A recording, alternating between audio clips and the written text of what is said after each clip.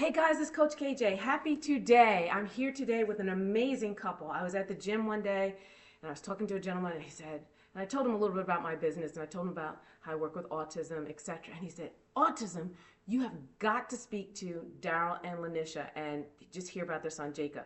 And because he was so excited and so enthusiastic, I was immediately trying to figure out who Darryl and Lanishia were. And they've been on the news, they've talked to several people about their success. And what I wanted to do was interview them, share a little bit about their journey, and provide some tips on how people can move forward after a diagnosis. So first of all, Darryl and Lanishia, thank you so much. Thank you. Not a problem. Thank you Thank for you. having us. Yes, yes. And thank you, Jacob, for being a superstar, even though you're not here today with us, right? Yes, he is Jacob's superstar. at work. He's at work. He's at work. I love it. And how old is he at? 12. 12 at work. Yes, he's doing a volunteering this year for a junior counselor at a reading club. I At a love book it. club, at a book camp. He's a junior counselor. I love it. I love it. I love it. I love it when community gets involved and engaged in the process. Yes. So I wanted to ask you something, guys. How did you guys meet, first of all? Oh, that's a. He'll love that I story. love that story. I'm gonna give you the short version. The She short was version. after you. Man, nah. No, not at all.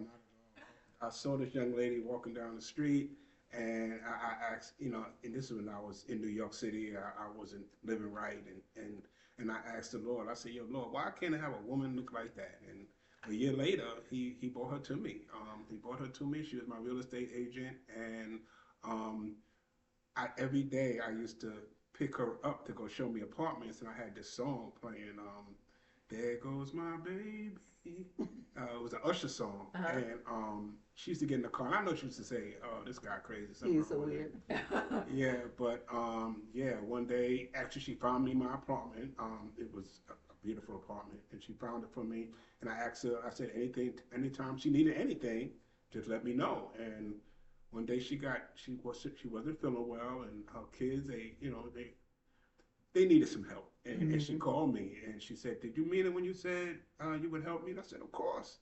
And she said, "Well, I'm not feeling well. My kids ain't really ate. Can you help us?" And I went to her house. And Did you drive or did you I run? I drove quickly and I carried her down the stairs, brought her to my house with her kids, and she never left. And Yeah. that's the history. I mean, yeah, and I married her like 3 months later. Yeah, 3 months. Yeah. 3 months. Wow. We've been married 15 years in January. When you know, you know. That's Yeah. right. When That's you know, right. you know. Yeah. And so after you had kids. Did you have kids? Yes. Yeah. So how many kids altogether? 10. 10. 10. Yeah, I had 2, and with Jacob makes me 3, and he had 7. Yeah. So y'all are more than the Brady Bunch. Yeah. Yeah. We can't go with just Marsha and Bobby and Peter. We gotta add some more kids on there. We had a whole basketball team and some subs. Yeah. That's what I'm saying. That's what it is. Look, you could do what's his name, Joe Jackson, and make some money. Yeah. Yeah. I thought about that. You got two singing groups. Yeah. Yes, So when Jacob came along, is Jacob the youngest? he is. Yes. Okay. Yes. So tell me about this. When you're pregnant with Jacob, now this is your first child together. Correct. So what are some of the things you're thinking? Like he's gonna do what? He's gonna be an astronaut. He's gonna be a basketball player. What were you saying? I was just saying I wanted him to be a basketball player like his dad, and I kept saying he was going to be a big boy because we're so tall and we're so big. I was like, he's going to be a big, strong boy. So I just kept picturing this big baby, which he was. He was like almost 7 pounds, right? He was almost 7 pounds. Wow. He was 19 inches long, so he was a big boy. Wow. Yeah, he was Yeah, a big boy. yeah, but my expectation, I really, because at my advanced age, I was almost 50 when I had him.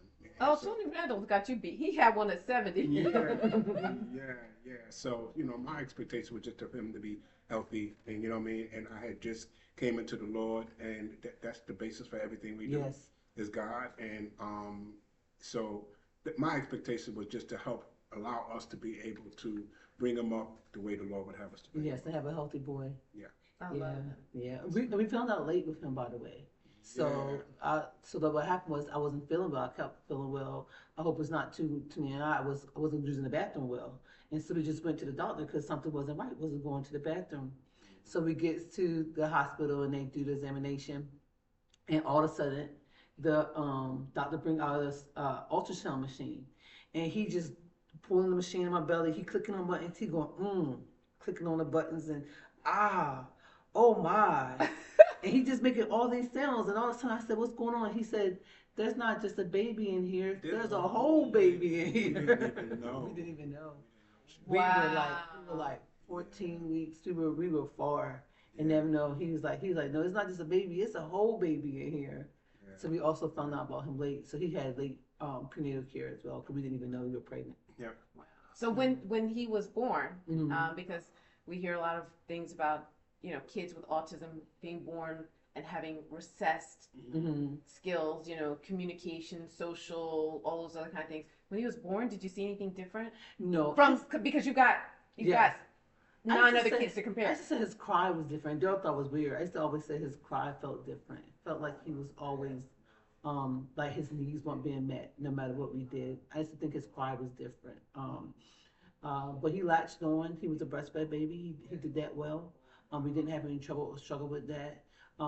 He was eating well, and as he developed, he was actually pretty quick with numbers and things like that, but he kept repeating things. He needed things over and over. We had to do things over and over. Like we had to watch the same shows, he needed repetitiveness. So that was a sign that I thought, well, this is different. He liked to do the same thing over and over. He would rewind the videos back over to the same part, or he would just watch the same thing over and over. And we had to do the same thing over and over. And the routine had to be sharp. We noticed that when we got out of the routine, that he wasn't happy. Like he needed his routine. It had to go a certain way. He wake up, he do this, he do that. He had to go with his routine. And I didn't really realize none of those things. I was working 12-hour shifts and stuff like that when we first got here, and so I didn't realize those things. So I just thought he was a normal, healthy baby. I mean, we started realizing things when he was 3 years old. Yeah. We put him in. I worked for an organization called DCI. the Durham Children's Initiative. I love it. I love it. You looked to her and she was like, "I got you, babe. I got you, babe." Go ahead. I worked for the Durham Children's Initiative, and they had a daycare. So we put Jacob in a daycare. It was free. I mean, it was $5 something. It was actually like a preschool. Preschool. Yeah, it was a preschool. It was a preschool. Yeah. And with that, I started learning things. I started going to training. I'm sorry. I started having training for different things like Triple P, and which was Triple P is a positive parenting program. Okay, and what they do is they train you with different how to deal with different families, different children, right? And so I got some insight on certain of the things that I was going to be having to do when I met my different families that I had to meet. So did you get this training before Jacob was born? No, after. Yeah, it was. So you went to work for DCI after Jacob was born? Yes. Okay. Yes. So so I started getting training and stuff like that, not knowing that I was going to have to use that training for my own child. You know what I mean? But that was a blessing. That's how God works. That's how God works, right? And so he was in preschool, and they came to us one day, and it was like, "Yo, we think Jacob has autistic traits." Yeah, he had autistic traits, and for me, I was like, nah. That's usually how parents are. Yeah. They be in denial at first, you know what I mean? But then as I started looking and looking at him and seeing how there were certain things that was going on with him that weren't really normal. His speech. He was late to the bathroom. We and after they said what they said, we took him to the county to get tested at the school board to see what they would say. And then the school board, they came back. They couldn't diagnose him because they weren't doctors, but they could tell us that he had autistic traits. So they said the same thing. So finally we took him over to the Duke Center, where we got an official diagnosis that he's supposed to have autism. But what we did was, with our faith, we just went straight into battle. We brought it for you today. We actually went into the prayer strategy created for him. We created for him, and we began to just. So wait, when you say prayer strategy, who's in the prayer strategy? So we had pretty much our whole church. We had what's called an intercessory prayer team. So our whole church pretty much came in the prayer strategy. Him and I will fast and pray with the prayer strategy, and so we just went into a prayer strategy. So we took some of the medical things they said to do. We worked with family exchange. We had got him physical therapy. We got therapy. We got a speech therapist. We did all the things that they said that we should do medically besides medication. We refused medication. We wanted. Why did you refuse medication? Because my faith said, well, by my faith, I said he didn't need it, and also I felt like we need to try other things before we go to the medication route. I wanted to try everything holistic first. Like, why not try everything else before we go down the medical route? Even with myself, if I get a diagnosis, I try holistic first before I go to medication. So when you said no to medication, you said no to the clinician. You told the clinician no. Yes, I told them. And so, what was their response? Of course. Are you sure you're gonna need it? You gotta catch it early. They were giving me all their terminology, and we seen it if you don't, it gets worse. And then they wanted to put him in a special class. Yeah. And when I took him to the class, none of the kids was audible. So I said, if none of these kids are audible, where is he going to learn conversation? Where he's going to learn how he's going to learn community? How he's going to communicate with them? If no one's communicating, where he's going to learn words? So I just denied certain things that didn't feel right, and it didn't set right with my faith. So when you said no to the special needs class or the autistic class, what was the response? How did you move forward? Because the reason why I'm telling you this is because there are parents whose children are about to get a diagnosis, or they just received a diagnosis, and they're fighting the whole thing about prescriptions, or they may be questioning the whole thing about prescriptions, but they don't know how to fight it, or they don't know what questions to ask. There are people whose children they're going to want to place in special needs classrooms, but they don't know the conversation, the dialogue. Right. Before we say that, I just want to say one other thing. Also, if you could just share how important community is, because there are a lot of people with special needs kids that are divorced because they don't have the cohesion and the collaboration with regards to that. So how important was it to have a team working behind you? So those three things. So I asked you about medication. Yeah. Well, we got medication, but tell me how you were able to advocate for your child getting the right school placement, and then also what kind of a role, how important is it for your team to be with you on the same page? So for the school, we had to go to the board itself, right? We had to go to board education itself and fight and advocate to get him into a regular school. We also went to the charter school route versus public school, so that way, and we did compromise with them and got him a IEP. So that way they compromised with, they said what he needed to work on and get him special training inside the regular school. So we did commit to an IEP, which some parents may have to do. And it's just a plan that you said that you're going to work with you, the parents, the teacher, you all sign off on it, that you're going to work on him with these special skills. And so we got that to get him into the regular school. We had to get an IEP. One of the most important things we learned early is that you have to, when you feel like your child is being diagnosed with something, what we learned is that you have to read up on it. You have to find out what those things are. You have to find out what it is that you need to do. A lot of people get diagnosed and they let other people tell them what should be done. You know what I mean? And what I bought books. I was reading about what it is that we needed to do and how we need to do it. As far as community, it was our church. It's our church, man.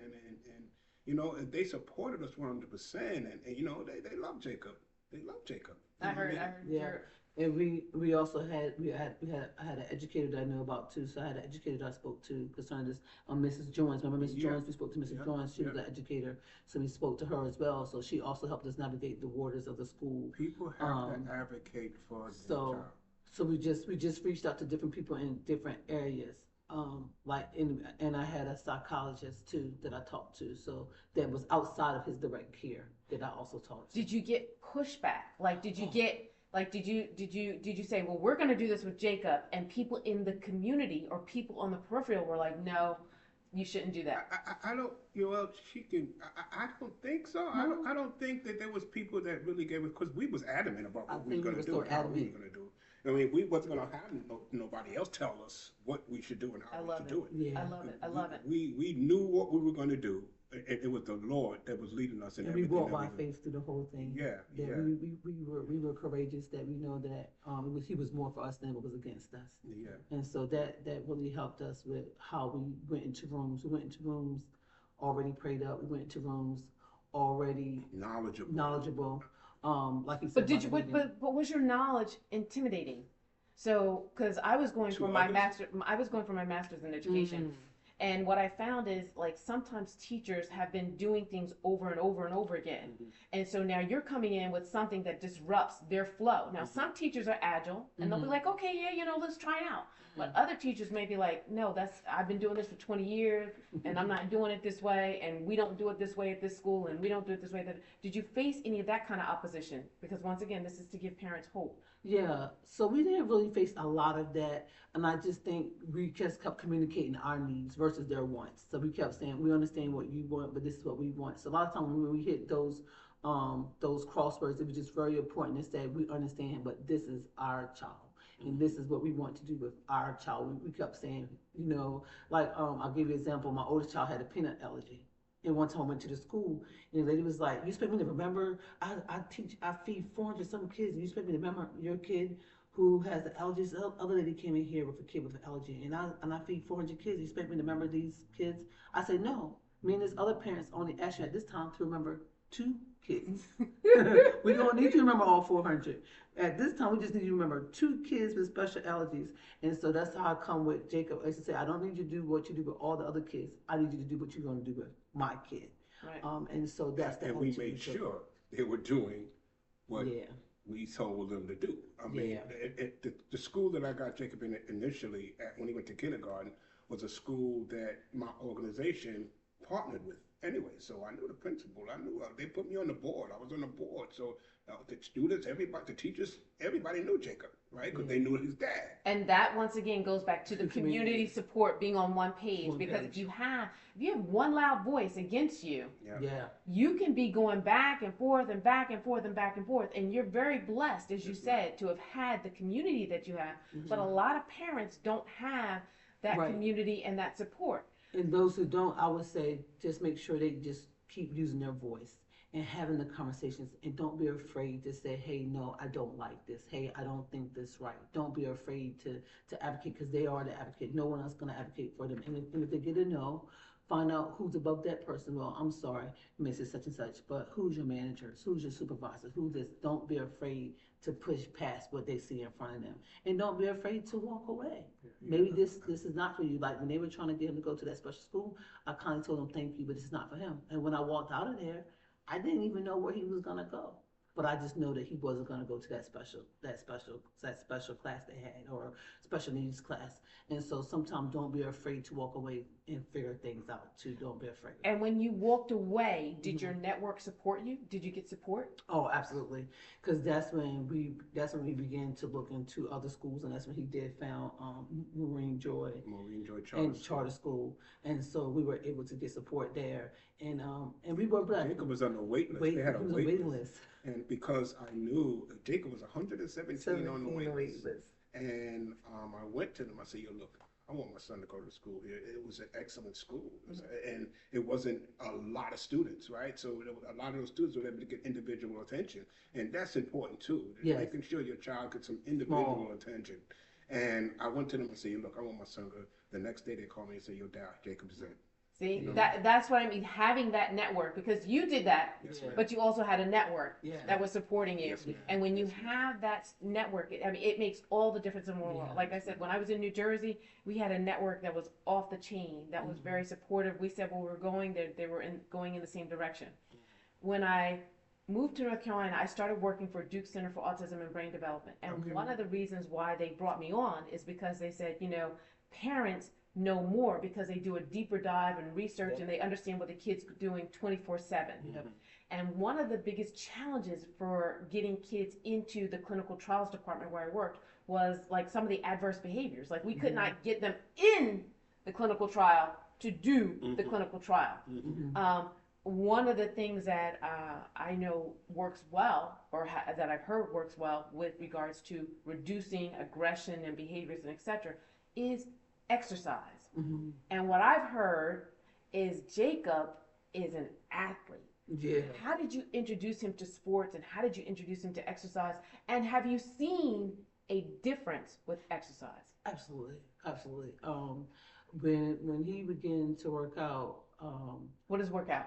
Like to do his basketball routines and do the practicing. This is what happened. This is what happened. You go first. Like I'm gonna tell you, you talking about basketball. That's my sport. Yeah, basketball is in my blood. It's in my blood. I got all the kids. I got all of them. Almost all of them play basketball. We gave Jacob that opportunity to want to love that, right? Jacob would be, because right now these kids are in the era of video games. You know what I mean? Yeah. So Jacob started wanting to play. Jacob started wanting to play. And Because why? Because he saw his siblings play. yeah, his siblings play. He saw me watching it all the time. We got a basketball court on our property, right? So I would take Jacob out there, so he started to get the love for basketball, and that's where he's at now. But Jacob, right? So now that I understand that, we started understanding that, we just gave him what he needed, right? We gave him trainers. We put him in different camps and stuff like that. And if you want to talk about a change, yes, it does. It does change him. Sports changed him because it gave him more of anticipation to want to do better. You know what I mean? Yeah, he wants to play better. Dad, I want to get better. I want to get better. You know what I mean? And with that, his mindset for everything is changing, right? His temperament? Yeah, his temperament, his schoolwork, everything is changing because he knows he has to work now in order for you. Since he was like 5, 6 years old, Jacob said he wanted to go to Duke University. He's been wanting to go to Duke University, and I said, Jacob, you got to put the work in, man. You got to put the work in, and so that's what he's doing. Like this year, man, he's did what all A's and B's. You know what I mean? He's in the 7th grade now, and he understands. One thing that young man understands is that he has to put the work in, and he knows that his diagnosis for autism is healed. He said it in church on Sunday. You know what I mean? The Lord healed me. Mm-hmm. You know what I mean? And those are the things that we don't know about other people and what other people do and how they do it. But we know what happened with us. And what happened with us, if our son, with the Lord healed that young man. He healed him. You know what I mean? And with that, so we're going to go forward. We're going to go forward. And but that's what happened with sports. With sports, Jacob, now he wants to play soccer. And you know what I mean? He wants to play soccer next year. You know what I mean? And so, yeah, it's been a blessing for him wanting to do sports. And it's also helped him because we know even with exercise and working on stuff. He lost a lot of weight too. Oh, yeah. Really? Yeah. He lost a lot of weight. He was a little chubby kid, and now he's thin and tall. He's like 6'1", I'm 6'2". Well, appetite changed too. He started to eat more things because with the diagnosis at first, he used to eat the same thing. Everything had to be the same. Chicken nuggets and Chicken nuggets and fries was what he wanted his diet. But now he eats salmon, he eats salad. His appetite changed too. Yeah.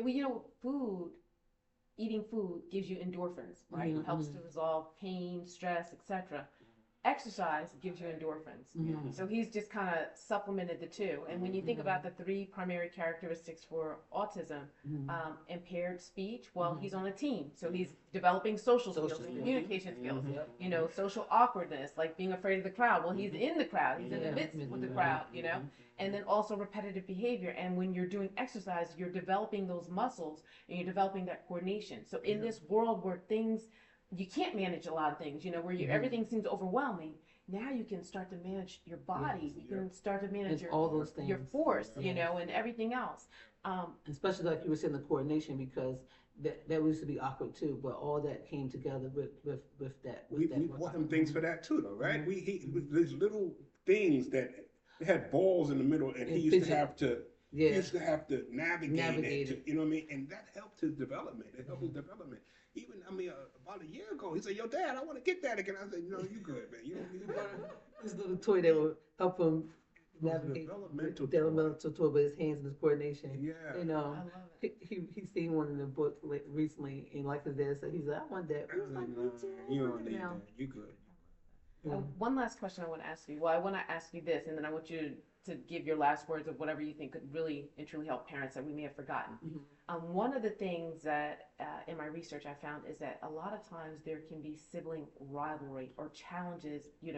Why does he get special attention because he's got special needs and etc. And it's very important for the siblings to work together because what happens is mom and dad aren't going to always be here. And so when mom and dad aren't here, who's going to care for the person who has a learning disability? Who's going to help doctors, clinicians, whatever, to know what they need to know along the way? So it's very important for siblings to work together. When I was in New Jersey, there was a program. It was called Saturdays in Motion. And Saturdays in Motion, a lot of my friends, their kids have been cured, as you said, etc. The kids with the diagnosis are doing extremely well. Saturdays in Motion was a program where siblings got to play together. So it was at the gym, right? But they had a swim hour. Kids with autism had a coach come in the pool with them. Kids without autism just got to swim freely. Then they had all the gymnastics equipment set up, and kids with autism had a buddy from the school who, you know, had to put in volunteer hours, that kind of stuff. And then the kids who didn't have autism got to play. So now you've got siblings and you've got kids with autism playing together. And so they really wanted to enforce the fact that in order for these kids to excel, kids with learning disabilities to excel, they need to be in the companionship or the environment of their sibling, and their sibling needed to feel comfortable, not embarrassed with the diagnosis. How has Jacob's siblings embraced autism? One of the things that, you know, when we moved here, most of his siblings is in New York, right? He was the only one here. His sister's here now. His brother was here for a little while. The two of his brothers was here, but they embraced that young man. They embrace him. They love him. You know what I mean? They take him to the basketball court. They hang out with him. And they're older. Yeah, they're older. The youngest one after Jacob is how old? Isis is how old? 23. Yeah, so it's 23 and then it's Jacob. So he's mature, so it's not a jealousy thing. Yeah. So they had the patience, and sometimes they make jokes. They'll say he get away with things we could never get away with. Yeah. So they do sometimes feel they that love him, man. he get away with, but they love him. They spoil him. Like for instance, his sister bought him a piano for his birthday. He wanted to play piano. Well, can she be my sister? Wait a minute. You don't want to adopt me? We look alike. Come on. Yeah, I see it. I did. So they love him. I mean, we haven't really had So we didn't have too much of that. We've had like jokes like she said, Jacob get away with stuff that Jacob gets stuff that we could never get, but we had a better place in our life now too. Look, man, I'm 62 years old. 62 years old. And you look good. Thank you, ma'am. Thank you. And so we're now at a place in our life where we can, thanks to the Lord, again, everything is the Lord. We're at a place in our life where Jacob can receive a little bit more than our other children have been able to, you know what I mean? But they also understand that too, you know what I mean? And because we're there for all our children. That's what we try to be there for all our children. They grown, you know what I mean? Jacob the last one, you know what I mean? So we didn't have too much the younger rivalry because they were all older. So we didn't get really experience that. But they showed him patience. They showed him patience. They showed him care when he used to have the tantrums. They just used to be there for him, you know. Because he had that stage too where the tantrums was really, really bad. So give me an example of a tantrum. Oh, the whole fallout on the ground, the kicking, the screaming, the rage, So would he attack you? He wasn't an attacker. He was just a kick and screamer. He was a kick and screamer. He just used to kick and scream, kick and scream, kick and scream, or bang on stuff, or he'll start walking, or used to walk in circles. When he get real upset. But he wasn't violent towards us. He never was violent. He wasn't a biter or any of that kind of stuff. He was just a kicker and screamer. That's a tantrum. Yeah, I told you yesterday that one young man was bothering him. He went to hang out with the church for kids, right? And there was a young man that came over, kept bothering Jacob. And they, you know, everybody was like, oh, Jacob a little soft. But we taught him to just stay calm. We made sure that he would stay calm so until he could learn to manage, you know, his outbursts and stuff like that. But there was one young man bothered Jacob, and Jacob punched him in the nose, and the kid started bleeding and everything. But Jacob has been so fearful of that since you know what I mean? Jacob is aware. Like one day we was playing basketball with one of his friends, and he was getting into it because he hates to lose. It's like his dad, he hates to lose. And he started getting into it with his friend, and then he started crying. He said, yo, Dad, why did I get so upset? Why did I get so upset? So he understands too, and that's what we wanted him to do. To understand when you feel yourself getting to a place, to understand, calm down, slow down, take a deep breath, relax a minute, and then go forward. And he's been able to do that too.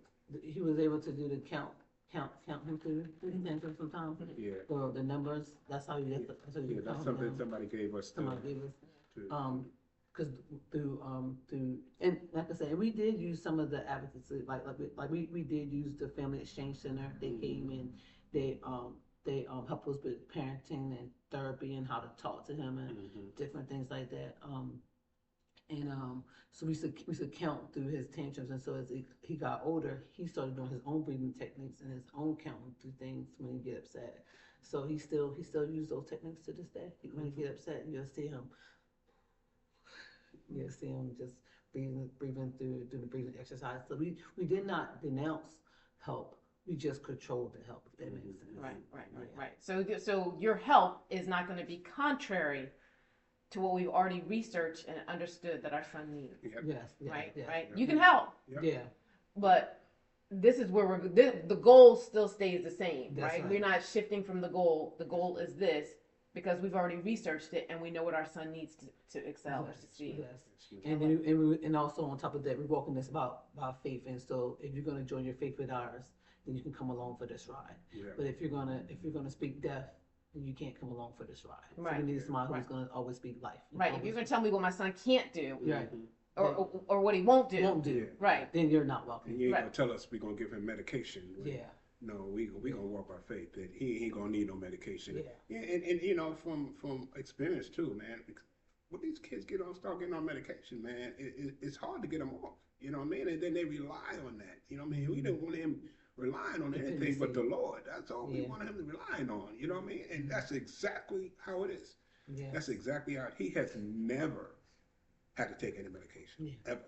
Yeah. So before we end, one quick thing. Tell me about Jacob. Tell me about he works. He's this. Just tell me about Jacob. Oh man. I love talking. Let me do this. I love this side. I love this. I love this. You two just have so much cohesion. I love the way you're touching her knee. I love the partnership. It's just amazing because that makes it easier for Jacob. Yes, ma'am. But go ahead. Yes, ma'am. Jacob is, next to her, my best friend. I mean, Jacob. I love it. He has a good heart. I mean, he loves people. He's smart. He's funny. You know what I mean? And he's gonna do great things in his life. You know what I mean? Thanks, of course, again, thanks to the Lord, because the Lord is blessing him every day. If you think about, when we think about it, when I think about it, and I think about how he was when he was 3 years old and how he is now, it's a total turnaround, a total transformation. You know what I mean? He loves people. And his heart shows. And people love him. And people love man. him. He got the leadership. I mean, he got the leadership award at school. He's in the 7th grade. A lot of the 8th graders got these awards, right? But one of the things we pray every morning, because we pray every morning, and one of the things we pray for is for Jacob to make sure that he becomes a leader and not a follower. Yeah. You know what I mean? And for him to get a leadership award at school is the what word I'm looking for? Epitome. Yeah, the epitome of what we've been praying for. Yeah. You know So what I did mean? any of your other kids get leadership awards? I can't remember. I don't think And the other kids get what? leadership awards. I can't recall. No. Oh yeah. I don't know. I know Isis is. Yeah, we have an engineer too. Isis is smart, man. Isis, and she's doing big things. She just graduated college last year, the year before, and she's doing big things. You know what I mean? She's doing big things. So all our children are smart, and trying to do great things. You know what I mean? But we're here and they're there. And I wanted to tell her a story about how much you love people. So they had an incident at a school with a teacher. She had a nervous breakdown literally at the school. And so some of the kids were affected and they seen it and things like that. So the principal has sent out this email. Our son seen the email and he got her number off it and called the principal and said, hey, you take care of everybody else. I want to know how you're doing. And this is the 12-year-old. Yeah. He called her and see how she was doing. Yeah. To see how the principal was doing. How the principal was doing. Yeah, and we had a meeting a few weeks ago, and she started crying. She said, Jacob, when you did that for me, I felt like everything was going to be all right. Everything's going to be all right, and that maybe what we're doing is working. Before, cause we didn't even know this young man did. We didn't even know he did it. He did it on his own. He didn't tell us. He got her phone number from the email. You know what I mean? So, but that's how his mind works. That's how his mind works. You know what I mean? That's why he gonna do great things. But you know what, too? I think sometimes because they've been that person who's been isolated or maybe ostracized or maybe judged or misjudged or something like that, they develop a greater sense of empathy Yes. and a greater sense of charity when they see it helping, when they see it helping, Yeah. when they see it happening elsewhere. Yes. So my oldest, my middle child, my oldest son, when we would go to places, he used to carry his Bible, carry his book with him everywhere he went. Right, he accepted Christ at age 6. When we would go someplace and he would see a paraplegic, he would stand beside them. He would rub their hand. He would, in a wheelchair. He would rub their hand. He would pull out his book and read to them, and etc. So he was always very empathetic. My youngest son, when I would cry, he would come and he would wipe my tears. And I think it's because they've once again seen, they're very smart. They know when people are talking about them. They know when people are judging them. They're very intuitive. So I think when they see that, or because they've experienced that, they develop a stronger sense of empathy. I would agree. Yeah. Jacob, he loves people. He loves people, and I think I feel blessed that he got a lot of that from us because we take him with us. We help families, right? We help families. We give food to people. We took and we take him with us. I love it. We take him with us. You gotta teach them. We teach him. Teach him empathy. Teach him how to give. Teach him wanting to help, and that's how he is. Like right now, he's at work. He volunteered. And he volunteered, and we said, okay, from 8 to 1. He said, Dad, I want to stay to 5.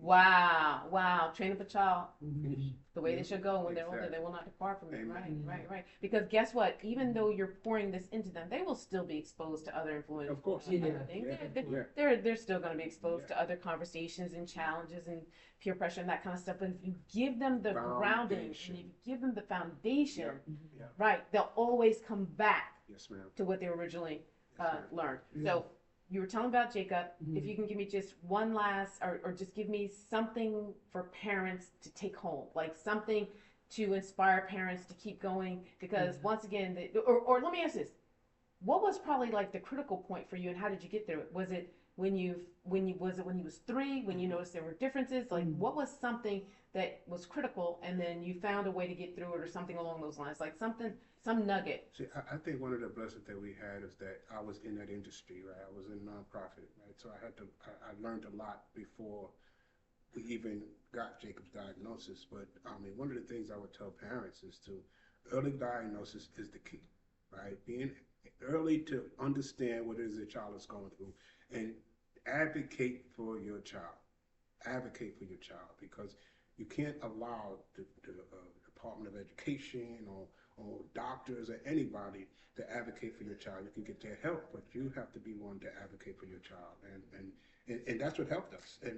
But once again, and I'm gonna continue to say this all the time, the first thing that we did is we took it to God. Yeah, and I think they need to start, like you said, early. The early is the key. Start with development early. If it's a speech problem, work on the speech early. If it's the hand-eye coordination, work on the hand-eye coordination early. Don't wait till late. Don't be in denial. Don't let the denial hold you down. Because it's hard when they say, when you first hear the diagnosis or this or that. Don't let that hold you down. You don't want to believe You don't want to believe it at first, but don't let that hold you down. So whatever traits you see, begin to work with them early. So if he's having a speech problem, work with it early, and don't take a no. Don't take every no you hear. You don't have to hear he won't ever. He won't, like they tell us, he will ever use the bathroom correctly. We thought he would never be able to pull up if we took their words. So don't always take he'll never or she'll never, and fight against some of those things, because you can win against the things they say they'll never do. They told us they'll never use the bathroom that properly. boy was going to be in diapers. Diapers all the time. Right? One day I'm in the bathroom. I'm tired of cleaning them up now, right? And I went to him and said, "Yo, I'm gonna go tell your friends that you still using the bathroom. I'm still." He said, "No, don't do that. Please don't do that, Dad." And after that he never did it again. And how old was he? He was I think he was up on almost 7. 7 years old. Still in the pull-up. So their mind could achieve more than we think they could. Yeah. You know what I mean? Me saying that to him, he understood that, oh no, I want my friends. You know what I mean? And when we did that, it was over. And that goes back to, once again, what I was saying about peer pressure is so Yeah. powerful. Yeah. But if you lay the foundation in them, that even though those things filter in, eventually, Yes. you know, they will go back to the foundation. Yes, So, ma'am. but I just want to say thank you so much Thank for you. your insight. Thank you for sharing everything that you've done, share with us about Jacob. I thank you for being such a powerful family for Jacob, for the community, such a powerful example as to what can be. Yes, ma'am. What can be, you know, Yes. as we, I know right now Kennedy is doing this search to find out the core of autism, more of what's happening, because they're different. As you know, when you see one kid with autism, you see one kid with autism. They're not the same. Yeah. They're not the same. And so there are many different causes for autism. So as we look to find out more and more about the causes for autism, no matter what the cause is, no matter what has brought about the situation, the principles and the practices that you have used can help a parent, Yes. can help a child Yes. succeed. Yes. So I thank you so much for everything. Thank you. Hey guys, this is Coach KJ, and can I just tell you something? That we both won most talkative. We both won most talkative in school, so you gotta love it. But once again, thank you so much for tuning in, and I hope and pray this enables you guys to have some more tools to help yourself, to help friends, to help whomever, family, with regards to an autism diagnosis. And take care. Thank you. Take care. Thank you.